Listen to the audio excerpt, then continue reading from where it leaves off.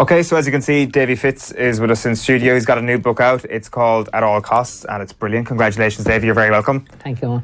The very opening line in it, and I think it's included in the blurb at the back, is I'm a bad loser. It's one of a number of lines which shows that your kind of perception of yourself is, I would say, a little bit harsh, or you're a little bit harsh on yourself, or perhaps maybe you're accurately harsh on yourself.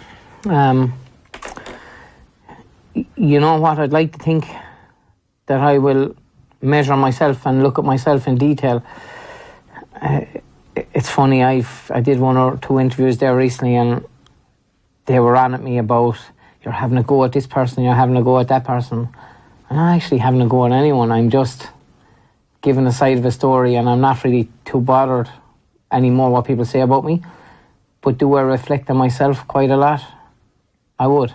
And I'd have people, like, I'll give you an example. I might have a person or two around me the day of games. They stay around for the whole day. And then that night I'll ring them at 12 o'clock.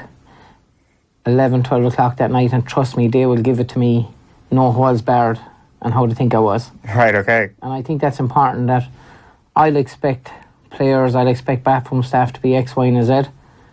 You have to look at yourself as well at the same time, you know, and be constantly willing to improve yourself. Would I be harsh on myself? I probably am, yeah. How much do you care about what other people think of you? Not as much now. Not as much now. Like, the forums used to bother me a lot before. Like, I said, how could they say that stuff? They don't actually know what they're talking about. And then I remember actually finding out a few people was on the forums and saying, what am I even worried about this for? And now I suppose I'm at a stage when some of the forums and different people that are anonymous saying stuff, I said, it's fine. If it helps them get through their day, grand. As regards if it's media or anything like that, like, you have a job to do. Do the job now. Mightn't like what you say, but we'll go over it. Like, that's it. And would that stuff, the people in the media, say people with a bigger profile, get to you a little bit more than, say, the faceless men or women on those forums? No, they might have, right? Like, I can remember I commented on the book about a few different people. But that was myself and Vinny over the last few years doing the book. Like, we're a year and a half at it, and we said, let's leave nothing out. Let's cover everything that has gone on. So Vinny, with his research, doing everything, didn't leave a thing out. And we'd like to think that we were balanced with everyone. I might have said stuff that bothered me, but I still think if you read the book, you'll see, I can still see the good in people no matter what. And I hope people will still see good in me. Like, I won't be perfect all the time. Yeah, like when you say Vinny, you mean Vincent Hogan, who's written the book with you, and it's kind of in classic Vincent style, kind of weaves through different quotes from different people about you, which kind of, as you were saying before we clicked recording this, they disagree with you on some things, they back you up on other things, but either way, it's an honest appraisal. Trust me, the people I get around me, I don't want yes men around me. Yeah. Yes men are no good to you. Like, we want to be as successful as we possibly can. And if you have everyone agreeing with your opinion, I don't think that's going to happen. No. I think you need strong characters in order to challenge you. And I might go at him straight away, but you know what? I'll go back and I'll think about it. And if I see that I think it's the best thing for the team, I'll do. I don't care whose idea it is. Yeah. I use it, no problem. It's like you have more of a respect for people who are willing to challenge you publicly. There's kind of a ballsiness to that, as long as they don't overstep the mark. You know, there's a great thing out there. Once I find there's balance in something, I don't mind. Like, what kills me about an interview, if I know, and I've done 1 or 2 very recently, and I just felt that the interviewer was nearly psyched before he met me. He was ready. He wanted to go. Catch you out? Yeah, he just wanted he had his perception, and that was it. And I don't think that's kind of fair. Like, you meet anyone, you judge them, and as I say, I know I'm not perfect, so, but you know what? You've probably faults yourself. We all have bits and pieces that aren't 100% right, you know? Yeah, it's very true. There's like multiple places we could start with this. We could start chronologically, or we could start near the end, and it's kind of near the end where I want to start, because you say the high point of your managerial career is beating Kilkenny on that famous day last summer, which I presume is something you still hold very, very fondly. Like, what's your memories of that day at the moment? Is it something that you still look back on and think, Jesus, that Kilkenny were a real thorn on my side for years and years, and finally getting one over them with Wexford was a really important moment for me? That's the day in Wexford Park that we beat them, and that's right up there. I could pick you 4 or 5 moments straight out, right? I could tell you that's right up there, because I suppose Wexford were at the heart of a beating or two they got in the previous few years before that with Kilkenny. We kind of broke the hoodoo that day, and to see the Wexford people afterwards was incredible. That was incredible. I can pick playing in '95 when Clare made the breakthrough, and I love emotion. See the outpour of Clare emotion at that. See my dad afterwards, and then my dad, like, I'd never get any emotion out of the lad, but how he was after the game was incredible. Winning the All-Ireland club with my club, 6 Mile Bridge. Training Kilkenny to win the intermediate championship, believe it or not, is right up there. And other teams that I've worked with, like, there's been great days.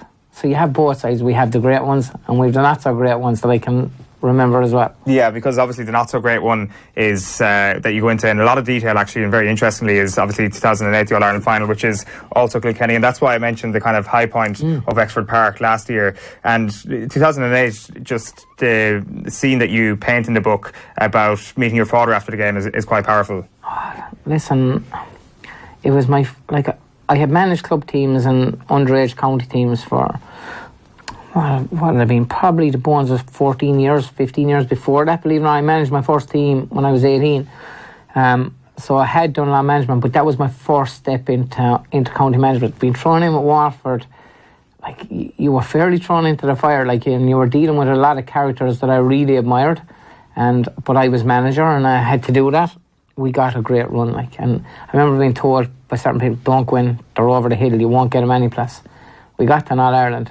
Unfortunately, we made probably one of the most complete performances that I've come across. What do I mean by that? Physically, Kilkenny were unbelievable in the tackle. Wherever they were in the field, they were able to use the ball. I can remember Shefflin getting the ball, I think it was about 65, 70 yards out on the sideline right beside me.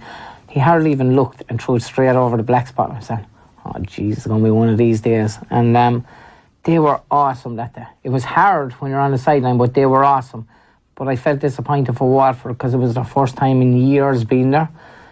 And I'd look at myself and say, is there anything else I could have done different? And looking back on it, as I pointed out in the book, there is certain things I could have done. I don't think it's fair to say that I definitely wouldn't blame players. I think it'd be unfair if players would blame me for it. I think it was just one of them days, you know. Yeah, it was probably, like, I totally agree with you, the best All-Ireland final performance we've ever seen in either code, I think. Yeah, it was, trust me, the hits, the tackles, the way they were tackling, I think it was right up there. I just knew the way their stick work was even, man, like you're saying, when you're a manager and the opposition are saying, "Please let this be over soon." Yeah. Like, you knew what the story is. I remember at half time, like, I didn't even let on to the boys that we could win this. I was ready to say, we're not going to win this, but we've got to go out and stand up and not hide away, you know. And that's a difficult thing to do in that situation. Was there a deep-rooted belief or lack of belief in that Waterford team that this Kilkenny team wasn't going to be beaten? I don't know. I think Waterford had an unreal opportunity the 2 or 3 or 4 years before that. They possibly could have got over the line. Kilkenny were really starting to just come strong. I think in 7, 8, 9, I think that was them at their best. Into even 10 tip beat them, but 11 they were there again, and 12 for that period of time that team was dominant. Like, you're looking at it, I suppose it's like Dublin at the moment in the football. You're saying, is there anyone else going to get a go in here, you know? Yeah. It's interesting when you kind of think about some of the characters in that dressing room that when you got into Waterford at that time, because in hindsight, I guess it was a tricky enough dressing room to go into when you go in your first managerial role. You think about the likes of Paul Flynn and Dan Shanahan, and I guess you didn't see eye to eye too much in terms of a tactical approach to hurling. They were A-okay at the start, believe it or not. Okay. They were. One or two of them mightn't have liked the intensity that I bring. Like, I'm intense maybe on the sideline at different times, but in my training, it's intensity all the time. There is no break. I train at a hard pace all the time, and that was probably different for them. But if you look at it, I had played against a number of them, but a number of them were coming to the end of their careers, and trust me, when you're coming to the end of your career, like, you're still thinking you're probably perfect, and you're not perfect. That was a hard thing I found to deal with. But I have to say, and there might be a perception that it was tough. No, I actually would have gone on great with them. I would have gone really well. It became tough when 1 or 2 of them were struggling to make the team and they were struggling to deal with that. But I actually understand that. because it isn't a nice thing to finish up your career, like when you've been in all the big matches and you're playing a certain way. And I think the way Kilkenny were playing didn't exactly suit the way Waterford had played in the previous 4 or 5 years. Do you know what I'm saying? Yeah. I think the style had to change, and that was proved as you went on, which wasn't the free-flowing open hurling it was back in the mid, like say 4, 5 and 6 and that, you know? Yeah, it wasn't off the cuff. Like you could rack up higher scores. So like I often think that the free-flowing phrase is not the right way of describing what Waterford went from to under your regime. It was more disciplined, I guess. There was more of a plan, and I guess the idea that you could do what you want and you could train like you want, that had to be a thing of the past. But you see, things change in every decade or every 2 decades. Things always evolve and they change, and you have to change with them. Like, but I can kind of see where they were coming from. When you're used to doing something, it's very hard to change. But Kilkenny brought something different.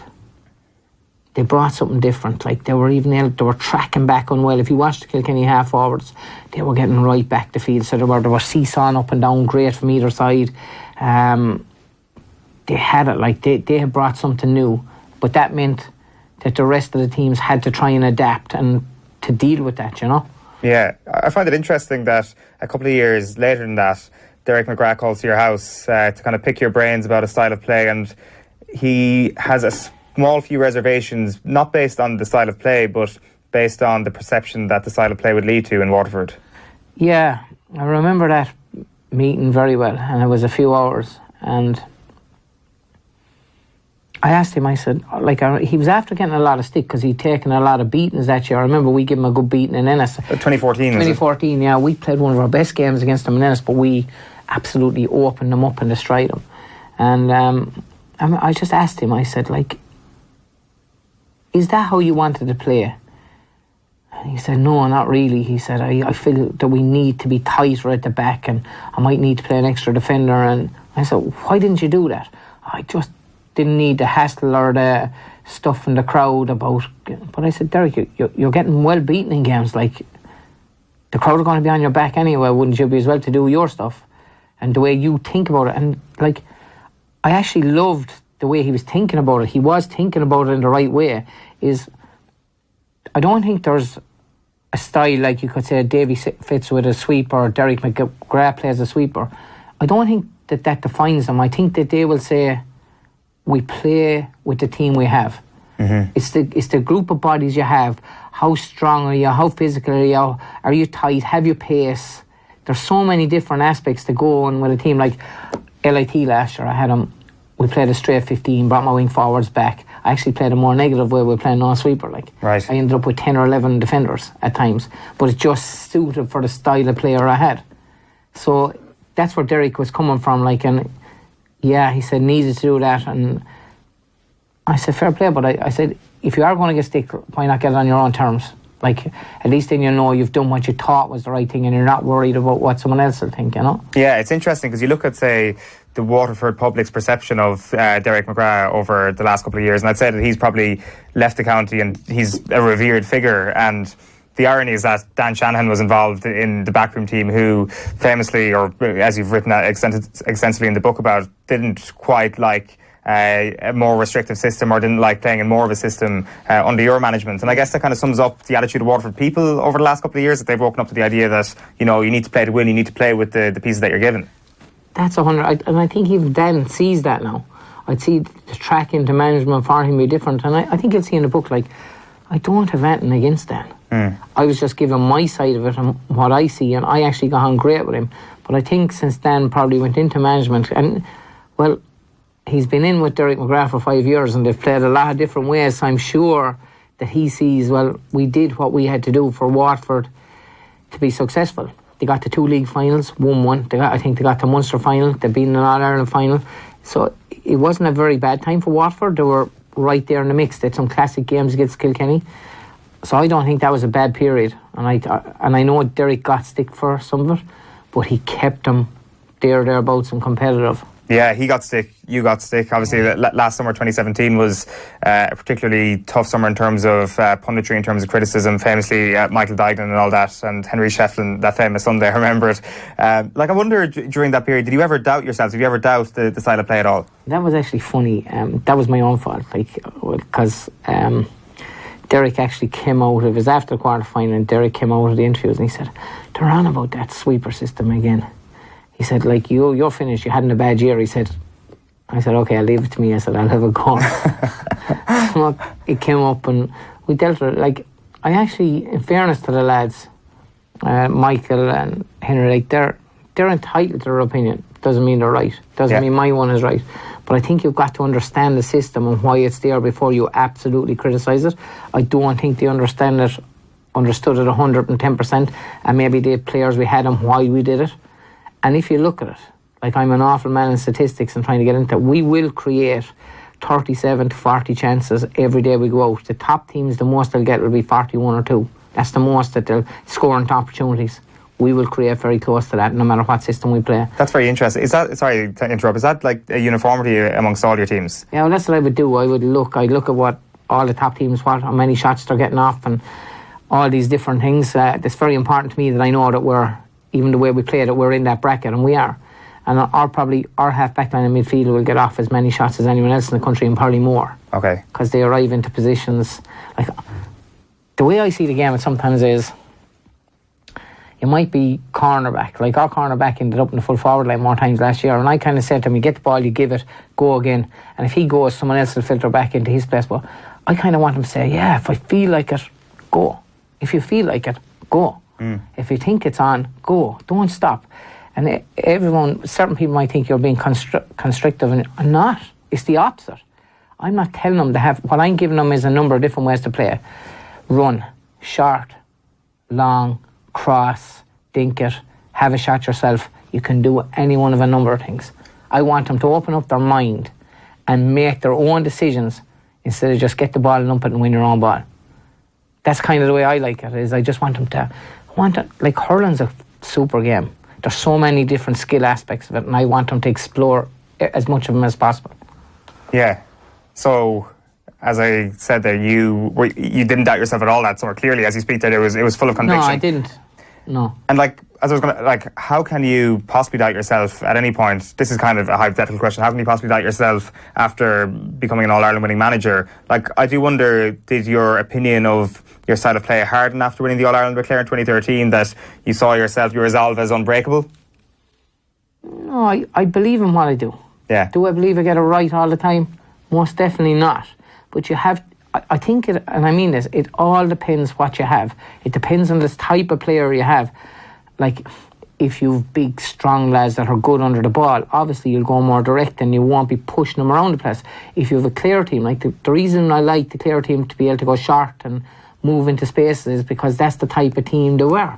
You look at Conor McGrath, you look at Podge Collins, you look at Tony Kelly, you look at Shane O'Donnell. They're better when they're moving onto the ball at full pace. So you have to bring around them scenarios, whereas getting the ball and lumping it down wouldn't exactly suit them. You know what I'm saying? So it all depends what you have. When I'm the type of person that just loves to think about it, so do I overthink it? I don't know. I just like thinking about it and seeing, can we come up with something different, or how can we best get the best out of this team? How do you reflect on your managerial time in Clare? Exceptionally happy. Yeah? Yeah. Happy and proud, and I look at it, we won 6 things in 5 years. We won 2 promotions. We were finding it hard to get out of 1B before we got there for a number of years. Got out of 1B. We were there twice. We won 2 Munster leagues. We won a National League in All-Ireland. I think we won 1 thing in the previous 16 years, so I would think pretty happy having won only 4 All-Irelands, 4 National Leagues.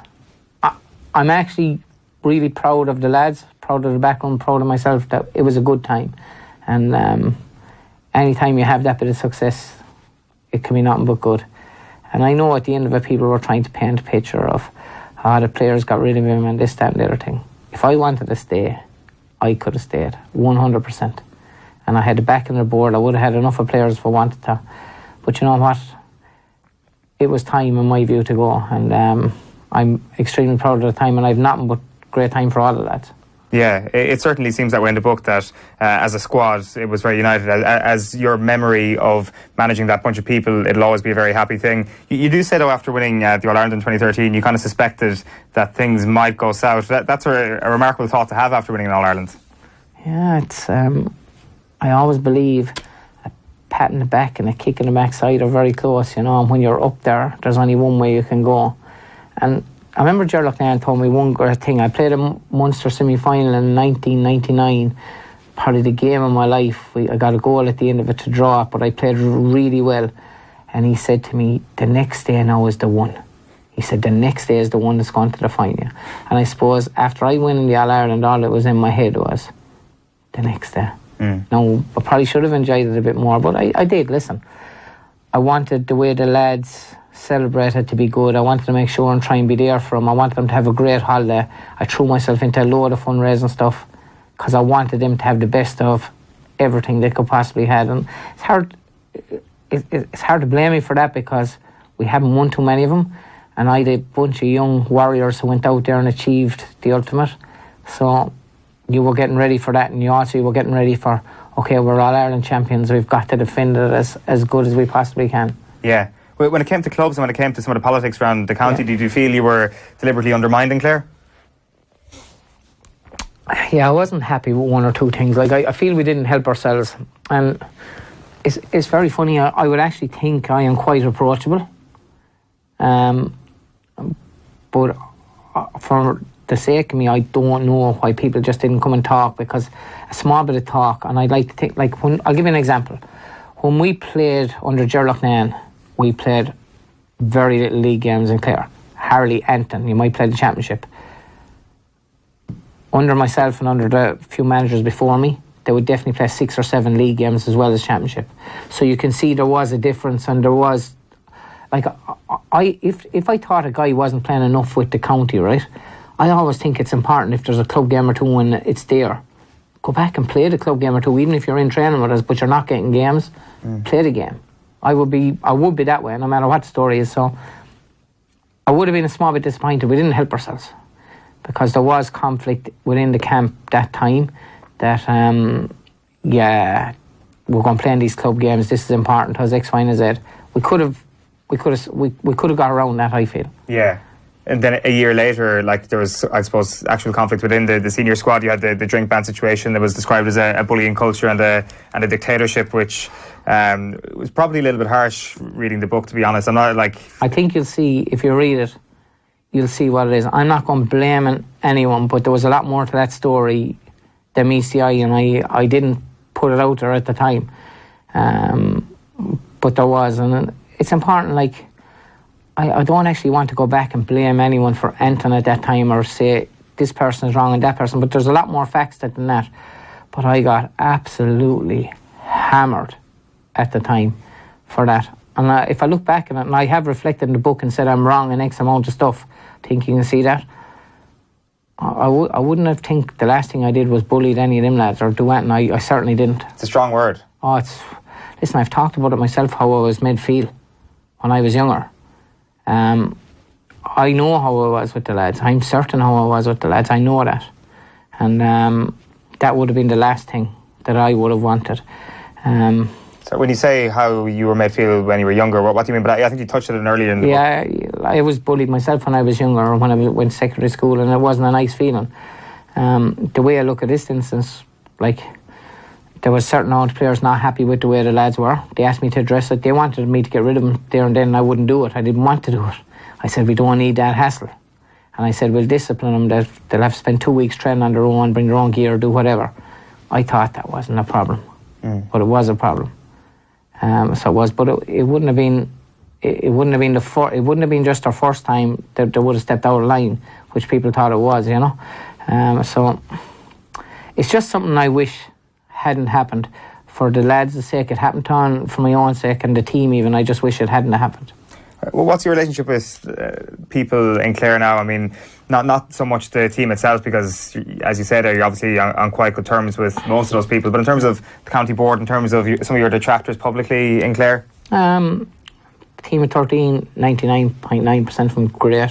I always told them I'd be there from you'll always have one or two you probably won't get on with, but County Board, they were nothing but great to me. Whether it be Michael McDonough, unbelievable chairman, my dad, Bernard Keane, unbelievable treasurer, down to Joe Cooney, the new chairman. Couldn't say enough.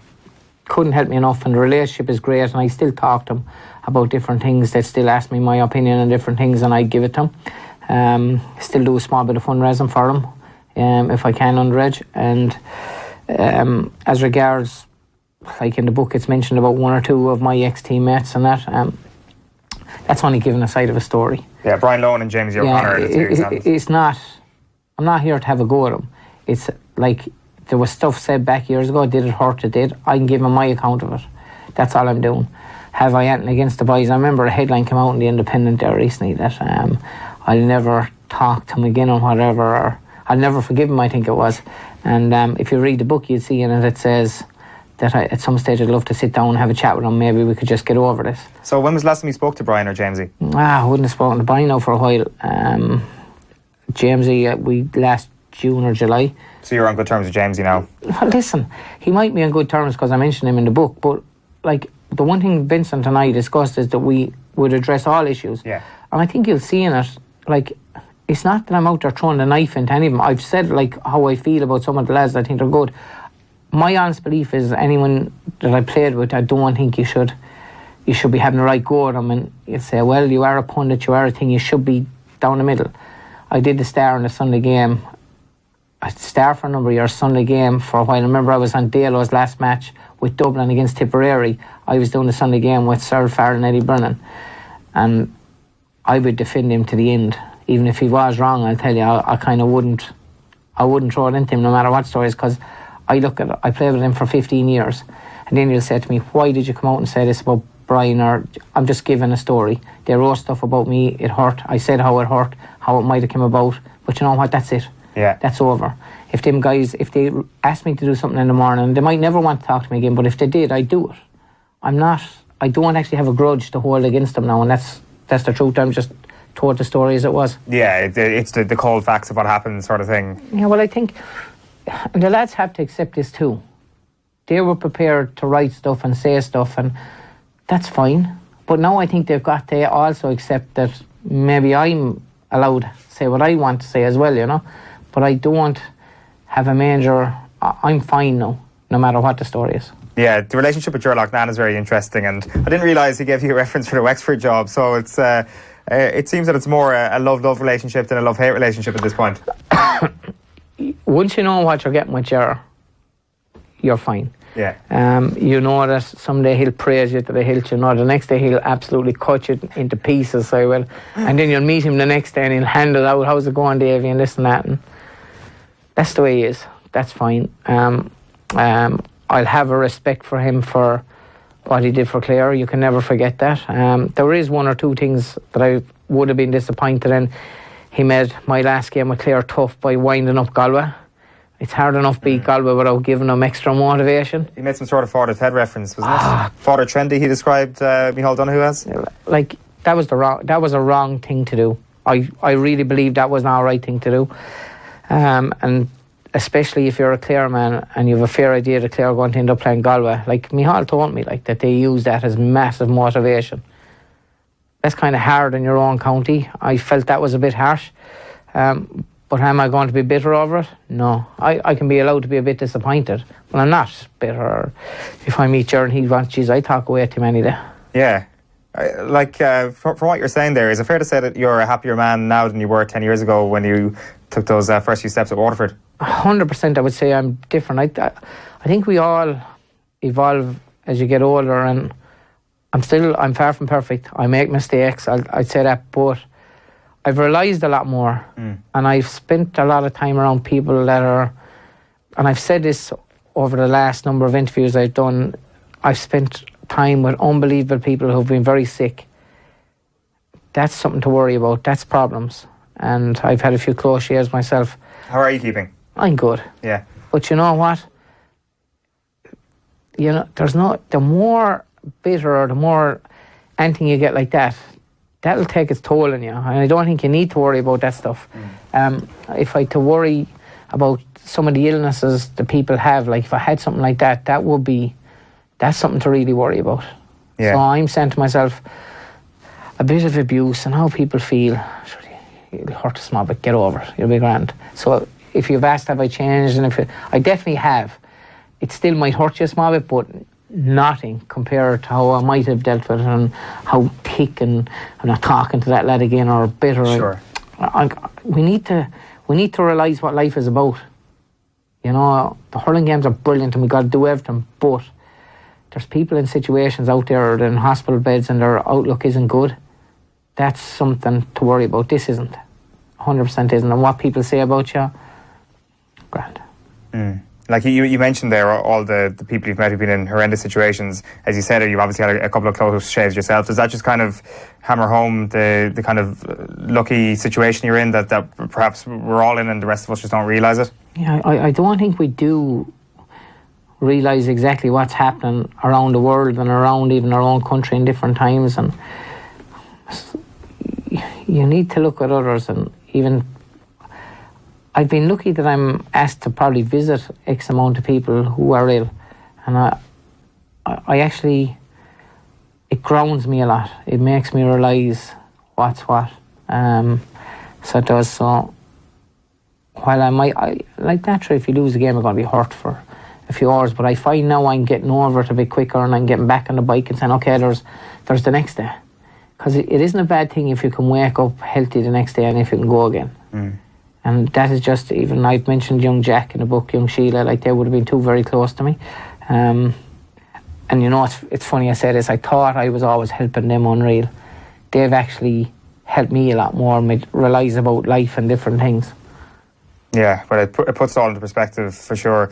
It's brilliant. There's one other thing actually I just wanted to ask you very quickly before we wrap up. It's because it's something that I don't think you've spoken about before, and it's because it came from another autobiography from Donal Logue's book, talking about the All-Star trip to Boston a few years ago. And you put it straight in the book. I'm not sure do you want to spoil the anecdote, but as a final point, basically it's not all as it seems. The idea that, just to explain, it was you were chosen to take a half each in the All-Star game, and he was going to take the second half, you were going to take the first half according to the management, and then he says that you feigned injury before half-time to make it look like you had to get taken off rather than actually getting substituted off for Donal Logue in the second half. You say that's not exactly true. Yeah, I'll dispute it with him.